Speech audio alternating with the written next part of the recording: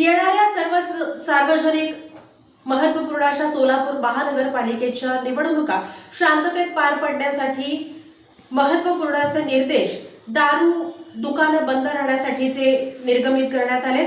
नेमके कोणत्या दिवशी ही दारूची दुकानं बंद राहणार आहेत पाहूया। राज्य निवडणूक आयोग महाराष्ट्र यांच्या उपरोक्त आदेशान्वये राज्यातील 246 नगरपरिषदा आणि 42 नगरपंचायतींच्या सदस्यपदासाठी आणि थेट अध्यक्षपदाच्या सार्वत्रिक निवडणुकीचा कार्यक्रम जाहीर केलेला आहे।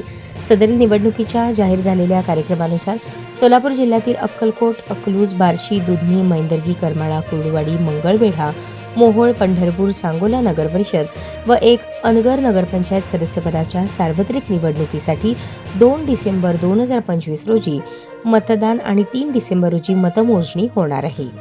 सदर निवडणूक खुल्या, मुक्त आणि निर्भय वातावरणात पार पाडण्यासाठी तसेच संबंधित नगरपरिषदा निर्वाचन क्षेत्रामध्ये सार्वजनिक शांतता व कायदा सुव्यवस्था अबाधित राखण्यासाठी जिल्हाधिकारी कुमार आशीर्वाद यांनी महाराष्ट्र दारूबंदी अधिनियम 1949 चे कलम 142(1) अन्वये प्रदान केलेल्या अधिकाराचा वापर करून सोलापूर जिल्ह्यात निवडणूक असलेल्या संबंधित नगरपरिषदा, नगरपंचायत निर्वाचन क्षेत्रातील सर्व देशी विदेशी किरकोळ मद्य विक्री, ताडी विक्री, अनुज्ञप्ती, FLBR2, CL2 आदी बंद ठेवण्याचे आदेश देत आहेत। कोरडे दिवस बंद कार्यक्षेत्राचा कालावधी 1 डिसेंबर 2025, अनुज्ञप्ती बंद ठेवण्याचे क्षेत्र सोलापूर जिल्ह्यातील नगरपरिषद क्षेत्र अक्कलकोट, अकलूज, बार्शी, दुधनी, मैंदर्गी, करमाळा, कुर्डुवाडी, मंगळवेढा, मोहोळ, पंढरपूर, सांगोला नगरपरिषद व अनगर नगरपंचायत बंदचा कालावधी संपूर्ण दिवस।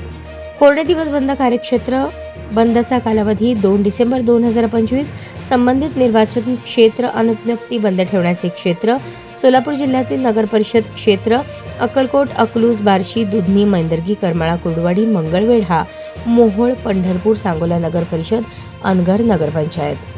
ज्या निर्वाचन क्षेत्रातील निवडणूक बिनविरोध होईल तिथे उपरोक्त आदेश लागू राहणार नाहीत। सदर आदेशाची अंमलबजावणी काटेकोरपणे करायची असून त्यात कसूर झाल्यास संबंधित अनुज्ञप्तीधारकांविरुद्ध कायदेशीर कारवाई करण्यात येईल। तसेच महाराष्ट्र दारूबंदी कायदा 1949 चे कलम 54 व 56 मधील तरतुदीनुसार अनुज्ञप्ती कायमस्वरूपी रद्द करण्यात येईल याची नोंद घ्यावी, असे आदेश जिल्हाधिकारी कुमार आशीर्वाद यांनी दिले आहेत।